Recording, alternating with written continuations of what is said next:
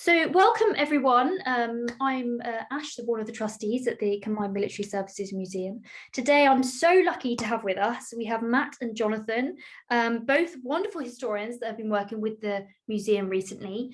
Now Jonathan is a military historian, kind of focused on 19th and 20th century history, and Matt is a colonial historian looking at Southeast Asia and also decolonization as well. And they've been doing some stunning work with some really amazing artifacts that we've had at the museum. So our talk today is going to be focused on the colonial troops of World War I, which I absolutely agree is something that we don't sort of think about as British people. We kind of have this cultural memory of the First World War as the great British Tommy sort of going over the top on the Western Front. So I think this is such a wonderful piece of history to bring to the fore. So I'll just quickly share my screen.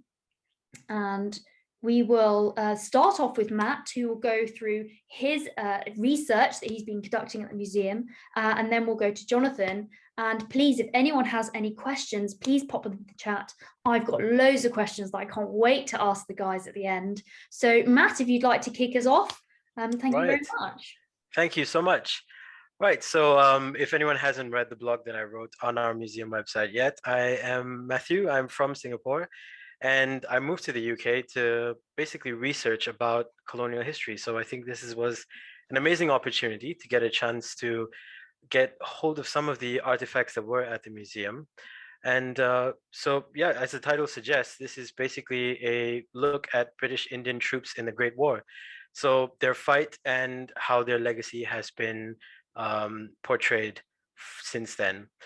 Right, so in this particular photograph over here, it was at the memorial in Neuve Chappelle, the battle in which most of the Indian soldiers would have fought in.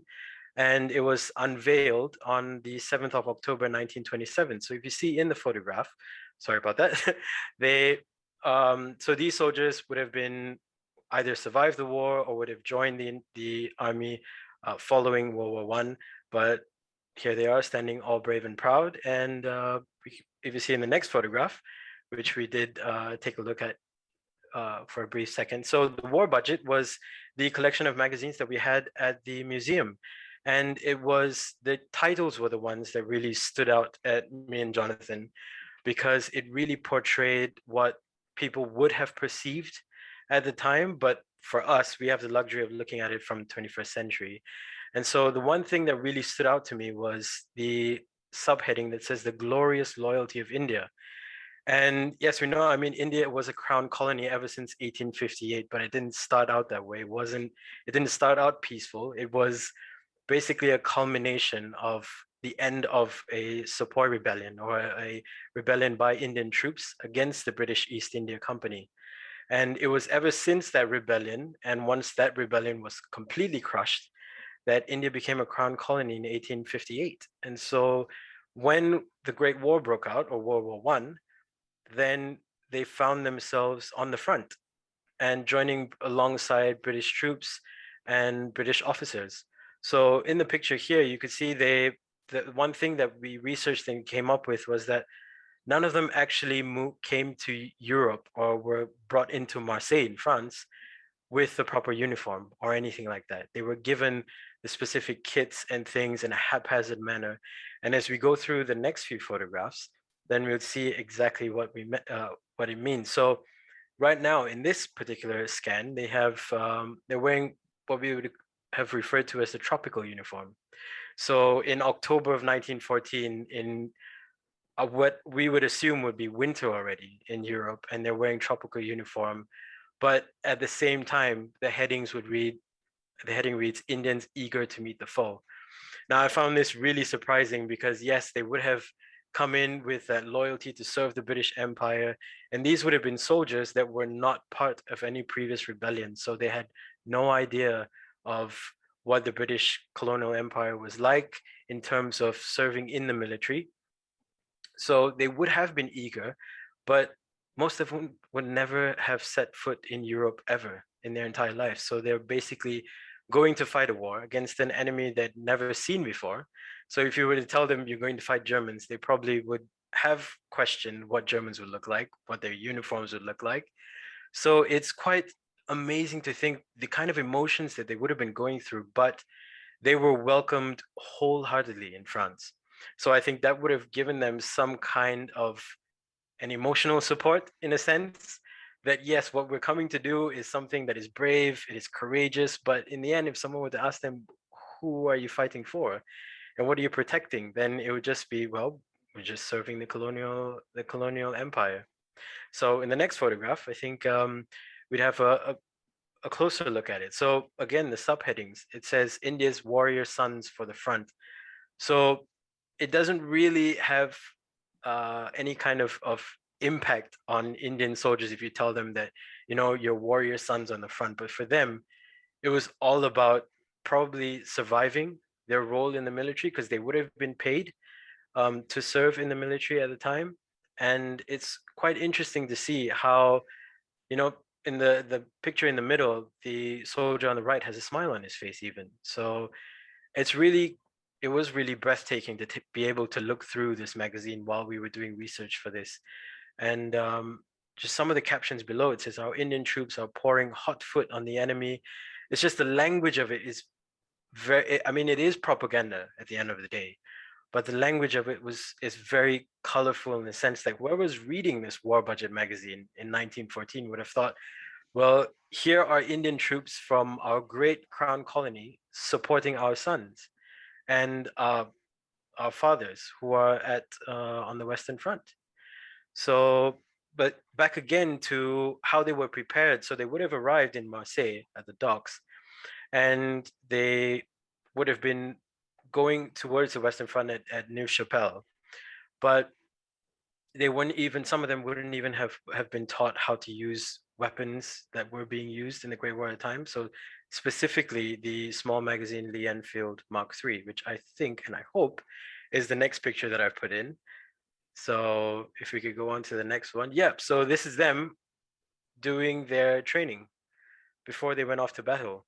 So, I mean, I think Jonathan will be covering the specifics of the battle, but if you just take a look, so here they're more prepared in a sense that they're given coats, they're given gloves, but in terms of helmets, they use the helmets that the Indian Army was using at the time. And so this would have been some of their basic training that they went through probably weeks before a major trench warfare at Neuve Chappelle. So this was a photograph courtesy of IWM. So if you go to the next one, the next picture. So this is, I know we probably would go into the fact of how the legacy would be carried, but I thought I'd just bring this up. So this is the main memorial at Neuve Chappelle. So if you didn't know how to read French, I think you could guess from the title, it says Memorial Indian. So it's just an amazing memorial. I think in the next photograph, it shows just the magnitude of some of it. So this is just part of the memorial itself. And it's just a great testament to how these Indian soldiers would have been remembered right after the war. So 1927, which is fairly, I would say, quite quick, it would have come up at the time. And it's really amazing to see such a legacy being preserved. So I think there is so these pictures are from, I would say, from TripAdvisor, but they're amazing from people who've gone there. And every year, I think during Remembrance Day, that they have they have military bands that go in, they have visitors or relatives and even descendants of soldiers that would have fought at the at Neuve Chappelle who have gone to visit, and they've even laid poppies. I think there's one photograph where they've placed poppies on the memorial. So I think in the next photograph, it should be, oh, not yet the poppies, but so some of the inscriptions, I think I can't really make that one out, but not really one of my fortes Indian languages. I apologize for that. But yeah, it's just the depiction of it, and it's really great to see that the legacy is being remembered in such a way, and at the place where they would have fought bravely. I mean, there's 4,800 over soldiers that lost their lives at Neuve Chappelle, particularly Indian soldiers. So all those names are there.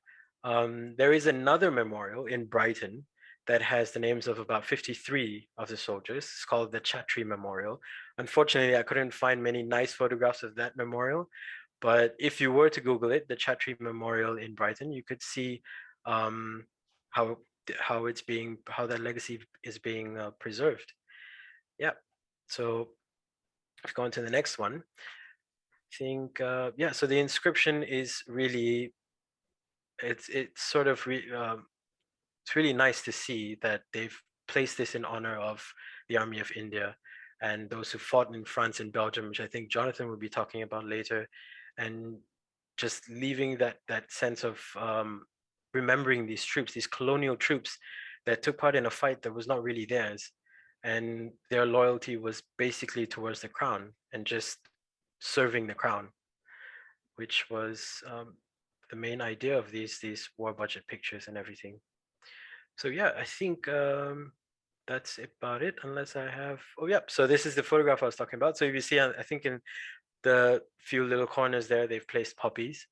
So that's really great. I think in line with we are coming to Remembrance Day anyway. So this is quite a great tie-in, I feel, talking about these colonial troops, because they would have also taken part in World War II as well. There were Indian troops at Dunkirk, which I didn't know, and it really surprised me because, you know, I've seen so many films on Dunkirk and read so much about it, but I never knew there were Indian soldiers at Dunkirk as well.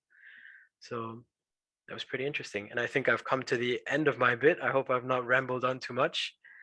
And so Jonathan, off to you. I just wanna jump in there if Right. that's all right. No, it's fine. Oh my goodness. It's so interesting to see that they have physically been remembered. There's memorials, there's these beautiful inscriptions, there's lots of imagery and lots of symbolism. But then it's almost like there's no cultural memory. I don't remember learning about colonial troops during the First World War in my education, and even as a historian myself, and focusing on slightly different things, looking at gender history, even then I don't sort of see this narrative, and sort of it shows that yes, there's this physical remembrance that's at the actual location, and then you have what you mentioned, another memorial in Brighton, which I think is really interesting. But why do you think that these physical memorials that obviously show that these soldiers are remembered and commemorated, why do you think that's not sort of come across to the narrative of history? Why do you think that people their first thought about the First World War is a classic Tommy going over the top in Western France? They don't think about the colonial or kind of imperial connotations of the war. I think, I mean, even if we go back to just colonial history, there's so much about it that I myself, I would be embarrassed to say I don't know all of it.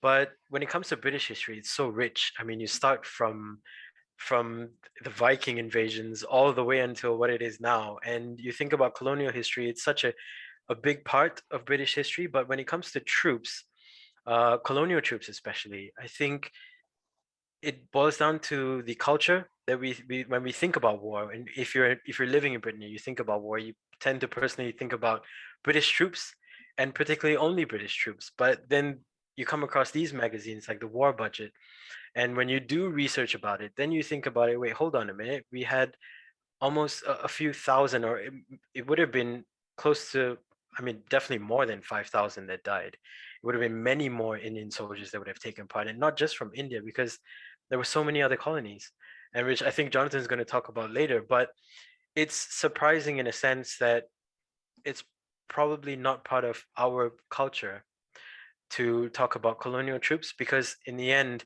when we think about why they would have sacrificed their lives, they weren't defending their own homeland. They weren't defending their own families. Their families would have been thousands of miles away. And their purpose would have been to basically just serve the crown. And it could be that if you look at popular culture, maybe it has come off as embarrassing in a sense, or maybe there's some sort of stigma related to it that, you know, oh, so the British Empire used crown colonial troops, or they used colonial troops to fight a fight that wasn't even theirs, or they just sacrificed soldiers just as a means to, you know, fight the Germans or something like that. But that is a very good question that I've asked myself as well. Why isn't it part of it? Because it's only when you delve deep into the research that you find that soldiers were at the front in France, that soldiers were there at Dunkirk, or they were practically everywhere, wherever there was a fight. I mean, even you think of the Korean War or the Vietnam War, or you think about wherever the British soldiers have had have had some sort of fight, even in Malaya, the Malayan jungles, or even the fall of Singapore for that reason, Indian soldiers were there. And these soldiers wouldn't have been Indian soldiers that came to Singapore to live and make a life of it and join the military. No, they would have been soldiers straight from India. So it's one of those, I think, deep inherent questions that we've yet to answer, as in why isn't it a part of the popular narrative of war history? So that's very good. I mean, I would definitely have to really think about it as well, and hopefully that my research leads me into those kind of areas. But yeah. I think that was a really eloquent response, Matt. I think you've hit the nail on the head. It's about sort of not rewriting, but just having another look at probably what we would think as a well-mined topic. You know, Right. the First World War, soldiers' experiences of war. We kind of see it as a little bit of a well-mined topic, I think, as a historian, but revisiting those topics through different lenses to build the war story and kind of really add to that war story throughout history. No, I think you answered that really beautifully. So I'm sorry I had to jump in with a question there. No problem. It No was problem at really all. interesting. So John, I'll just share my screen again. Sure. So that we can move on to your fantastic talk, specifically about Neuve Chappelle. So over to you, John. Off you go. Hello everyone, I'm Jonathan. I'm another voluntary researcher like Matt at the Combined Military Services Museum. And just to summarise, my blog explored one of the key actions that Indian troops took part in the Western Front during the First World War, namely the Battle of Neuve Chappelle in 1915. So in a scenario which would become something of a dreadful template for British offensives in France and Belgium, British commanders believed that a major offensive against the Germans would lead to a breakthrough. There were initial successes and units managed to overrun the battered frontline German trenches, but there were a lot of isolated German positions. They maintained a strong resistance. Reinforcements were pretty slow to arrive. And crucially, telephone lines had been severed, which prevented any proper direction of the battle, and the offensive ultimately came to nothing. And if we just look at the next slide, we see a postcard which shows some of the destruction that the Neuve Chappelle battle caused to the local French countryside. Now, part of the attacking British force at Neuve Chappelle was the Indian Corps, which was made up of Indian soldiers who were recruited by the British Raj to fight in Europe. They were involved in all of the main areas of the offensive. They had 18-pounder field guns of the Indian Corps, which were used to contribute to the artillery bombardment on the German lines at the beginning of the battle.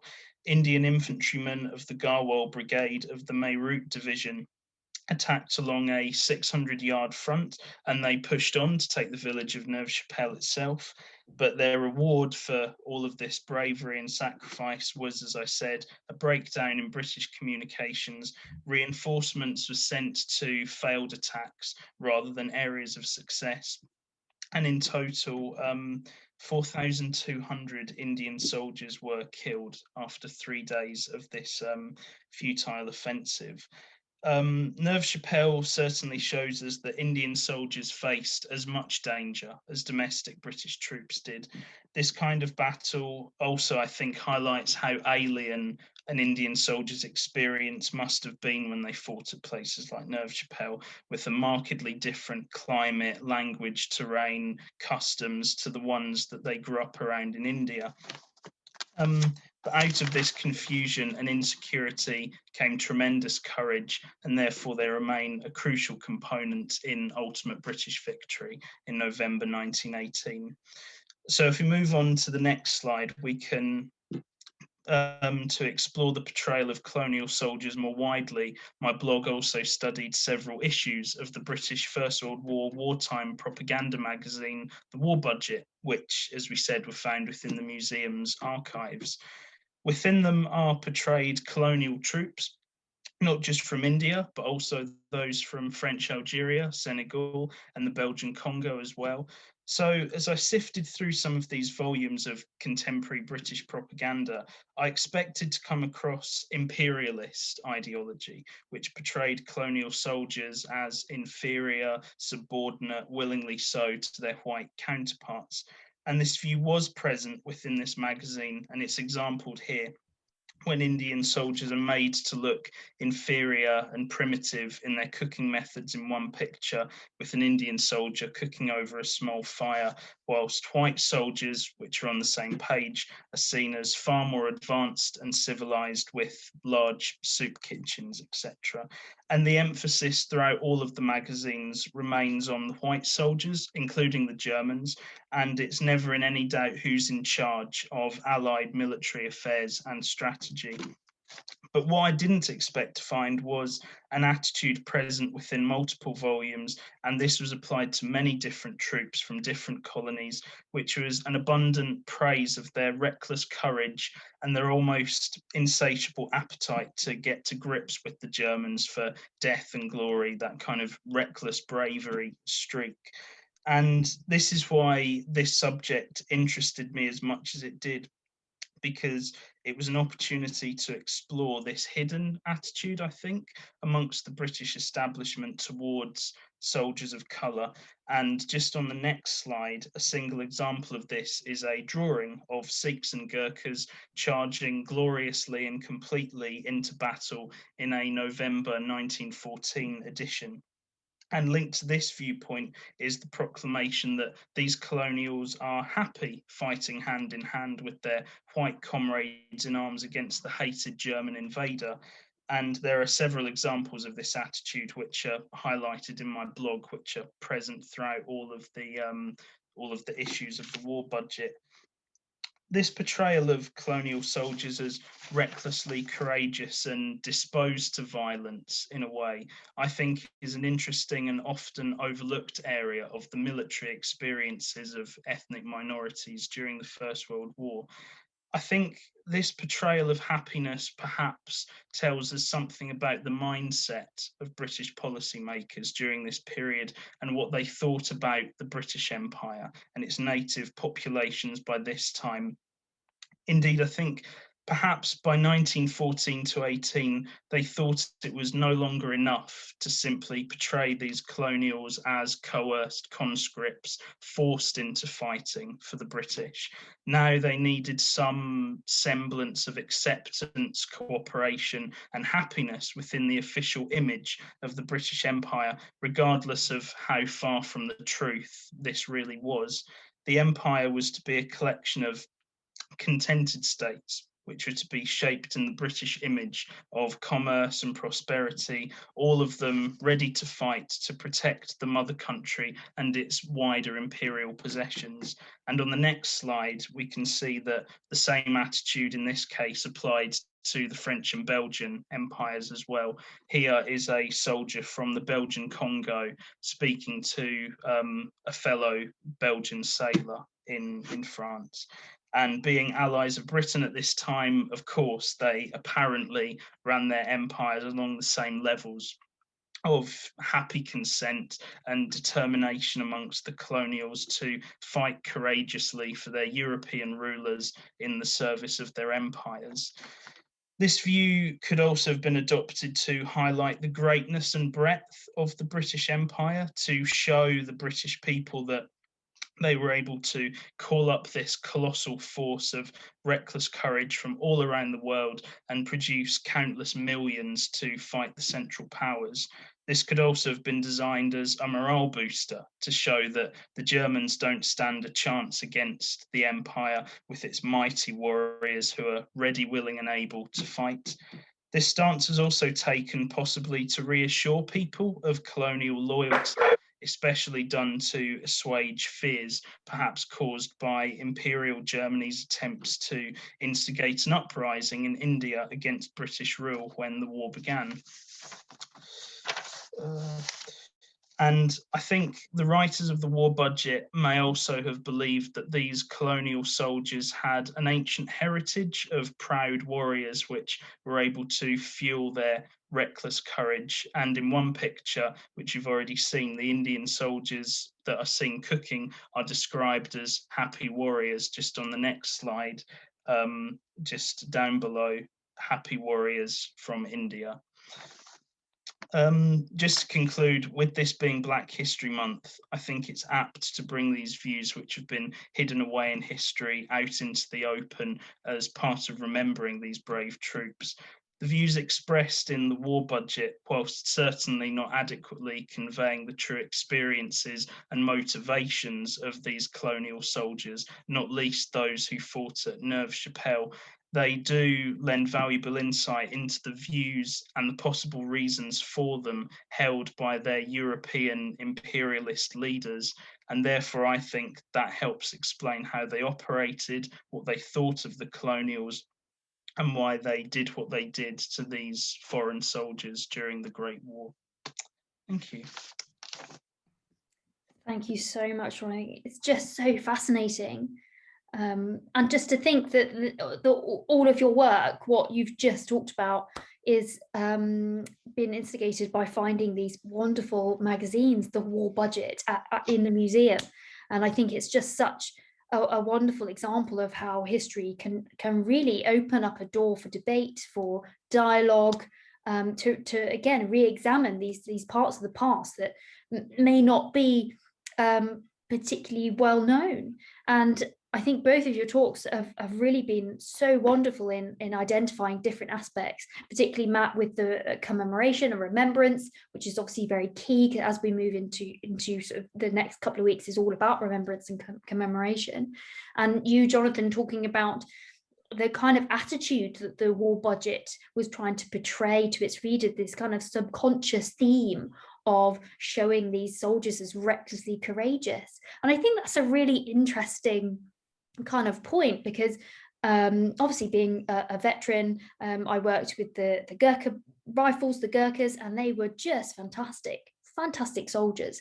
And I think there is still a little bit of this kind of understanding, especially amongst some of the troops today, that we still believe that the Gurkhas are a bit of a special force. We still believe that they're just great. They were always fantastic on exercise. We always love working with them. They were always excellent marksmen. And I wonder if that comes from this cultural understanding of this kind of reckless courage of our colonial troops. It is definitely, if I could jump in, because mentioning the Gurkhas, and uniquely enough in Singapore, the Gurkhas are the only ones that are allowed to protect the presidential building. They're still known as the elite force. And I mean, we do have special forces, we do have police command and everything, but the moment you mention Gurkhas, everyone knows that, you know, if you're going up against them, you are in for a hell of a fight, because they are trained really incredibly well. So that's one thing that I think legacy-wise and cultural-wise, it's something that's been carried down since the Great War, since World War I, World War II, and as you mentioned, while you were on tour as well. I mean, they're just a formidable force, I would say. Absolutely. There's definitely a legacy there. I think the British Army is really good at maintaining legacies and traditions, because it becomes part of the ethos of the regiment, which then kind of bleeds into the attitude of regiments that then go and work with them. But John, what are your thoughts on this? I think in the case of the Gurkhas, I think some of the foundation is on the fact, I think what the Gurkhas, one of the groups in India that sided with the British when war broke out in 1857. So in terms of abundant praise of their courage and what have you, that was one of the linchpins of this attitude that manifested itself in the war budget during the First World War. Oh, it's so interesting. Just kind of it's just put some puzzle pieces together for me, sort of remembering how we kind of understood and always were a bit of awe of our Gurkhas. We just thought they were amazing, and they also made excellent food on exercise. We always wanted to go and be in their lines and eat their food and exercise. I just kind of want to delve a little bit more. I think Matt and I just kind of spoke about it a little bit, but what do you think the main differences were of the experiences of, say, colonial troops to your standard British troops? What's the main differences here? Is it just about the slightly the difference in clothing, or are there bigger differences, gaps that we kind of don't really understand? Yeah, there was a big difference basically because, like I mentioned before, in 1857, during the Sepoy Rebellion, you had Indian troops that fought against the British, and like what Jonathan mentioned, the Gurkhas sided with them during that rebellion. But ever since that rebellion was crushed, the British sort of didn't have the trust that they had in whoever was already serving in the Indian Army or who was already a Sepoy at the time. So funny enough, they were looking to recruit, and they did, in fact, recruit soldiers who were considered uneducated and backward in British terminology. So these soldiers would be the ones with reckless courage because they had nothing to rebel against in terms of rebelling against the British Empire. Yeah, and you did have Indian officers, but these officers weren't considered properly commissioned officers. They were considered Viceroy commissioned officers, so VCO, and they would only outrank Indian troops.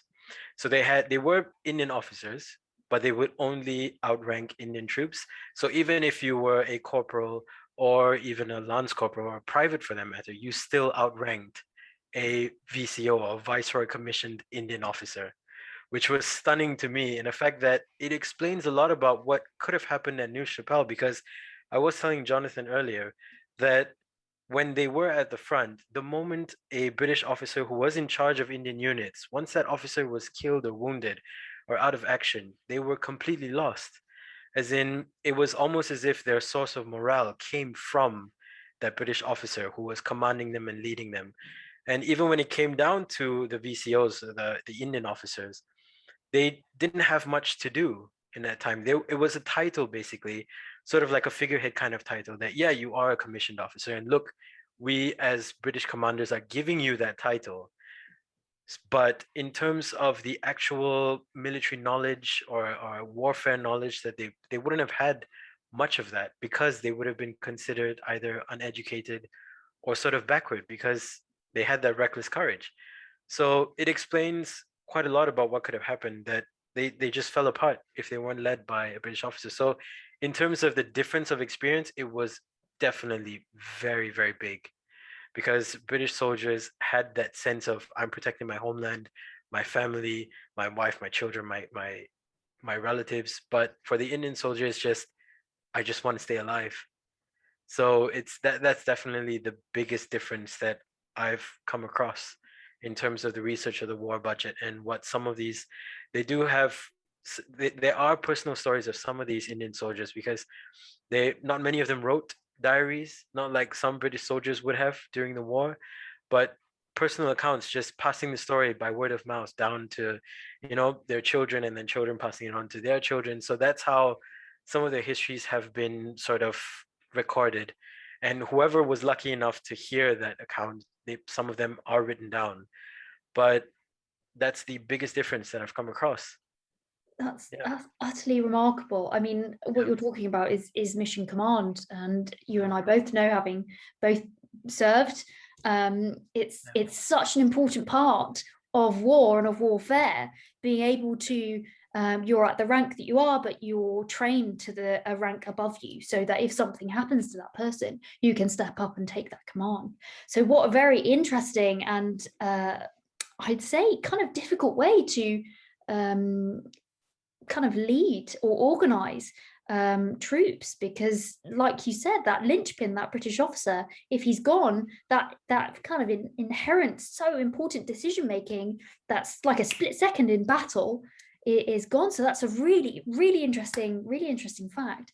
But how do you think these differences, do you think these are portrayed in the war budget? Do you think that they're trying to kind of depict these the colonial soldiers as part of the team, as, well, they're fighting for Britain? Do you think there's this kind of a little bit, like Jonathan said earlier, there's a little bit of propaganda-esque sort of attitude in the war budget? What do you think?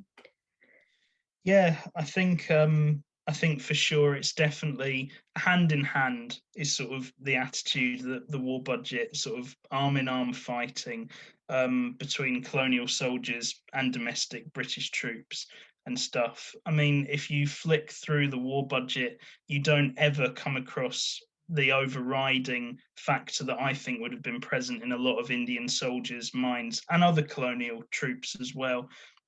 Just how alien the surroundings must have been.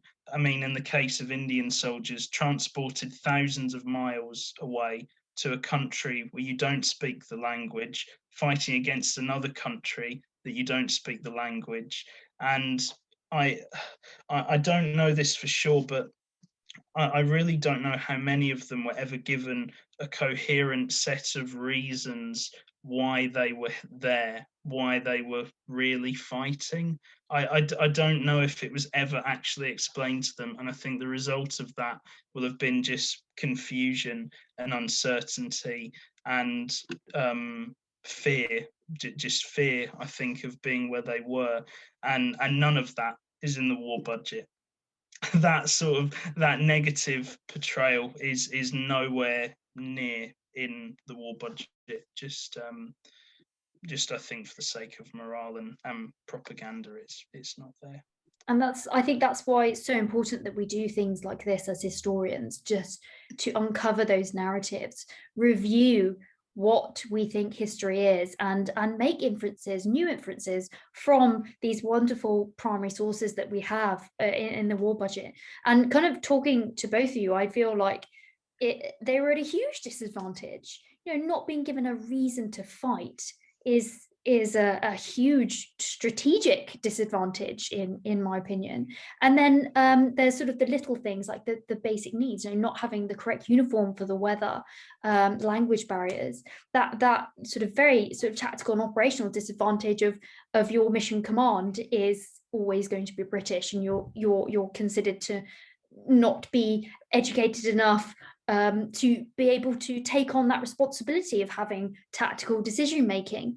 And I think it just shows to me how truly brave and loyal these Indian troops were, and it just shows their raw bravery and their raw courage to be able to come into a completely alien environment, be able to fight for something that probably hasn't got anything to do with them, and still have these amazing battle honors. And yes, even though Neuve Chappelle, absolutely terrible loss of life, the whole Great War, such awful loss of life and lots of different battles, I think it shows really just how amazing these troops were. So to me, it's been such an interesting talk with both of you, and especially with Remembrance Day coming up. I want to make sure that we commemorate everyone. We can commemorate all colours, all creeds, women, okay, these people, everyone, all these different types of people are part of the war story. And I think you two telling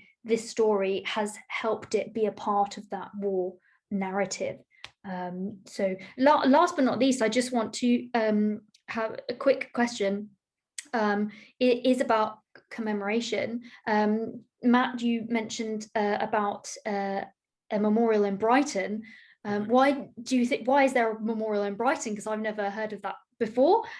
Is there something specific about Brighton? And then just in general to both of you, commemoration, what do you think? Do you think we as a country are getting better at being able to commemorate everyone who takes part in war, irrespective of colour or gender? Or do you think it's something that we're kind of still working on? Well, if I could go first, sorry, I apologize for that, Jonathan, if I'm cutting you off. But yeah, so the memorial in Brighton, funny enough, I did do a bit of research about it, but not completely or 100% thorough. But the 53 names that are at the Brighton Memorial are of officers who did settle down in the UK, and their families and descendants that have sort of, I don't know specifically why it's Brighton. I apologize, I haven't really got to that end of my research yet. But from what I've read, that after the war, there was an option for Indian soldiers to relocate if they wanted to. And it was part of, I guess it was part of that sort of keeping that legacy, or give it's sort of a reward that, you know, you could bring your family to the UK if you wanted to. And that's why the UK has many generations of Indians, but we don't really think about, you know, where that origin would have started sometime.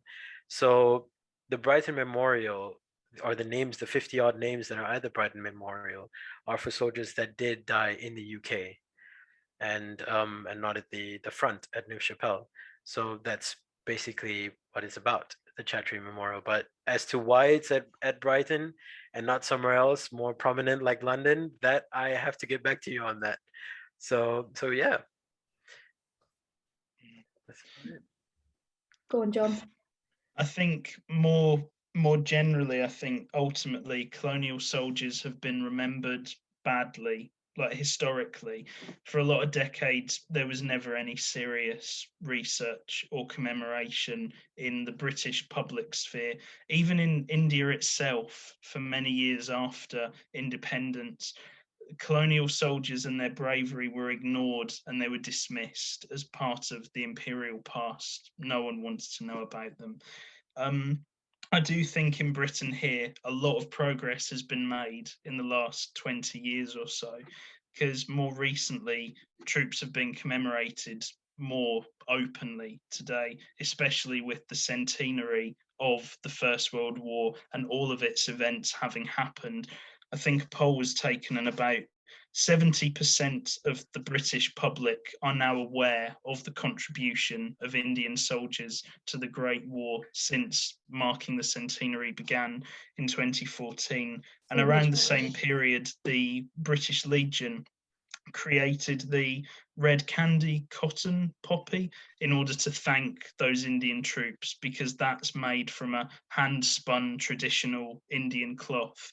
So there's still quite a way to go, because I think there's a memorial in Basra, which I think is still not updated yet, when it's a dedication to soldiers of the Mesopotamian campaign. Problem is, only the Indian officers are named, whereas in memorials over here, all of the British soldiers are named. So they need to update that if they haven't already, and make sure all of the troops who are commemorated there are named and commemorated. But a lot of progress, I do think, has happened in Britain in the last 20 years or so. No, I think it's such a fascinating part of our history that absolutely needs to be told. And, you know, as a gender historian myself, I'm finding these hidden narratives and just re-examining things like this so that we can tell their stories. And that's ultimately what we're doing as historians. We're just telling these stories that they deserve to be heard, and they need to be heard. They're a huge part of our history. So I'd just like to say thank you to both of you. It's been such an amazing talk. I've learned so much. Thank you. And your research, both of your research, has just been so detailed and so sublime. So I mean, I know the museum's grateful. I'm really grateful for this talk. If anyone wants to learn more about colonial history, colonial troops, please go on our website, where Matt and Jonathan have both written blogs about the subject. Please come and visit us at the museum, where we have so many different artifacts and objects telling really amazing stories. We've got the very war budgets that Matt and Jonathan have used for their research as well. So I'd just like to say thank you so much to them for this wonderful talk. And hopefully we will see you next time for our next Tea Time Talk next month, with again a topic to be certified. But I can't wait. I love these Tea Time Talks. I think they're wonderful. I always learn so much from them. So thank you so much, guys. Thank you. Thank you for having us on. Thank you for hosting it. Thank you. Yeah.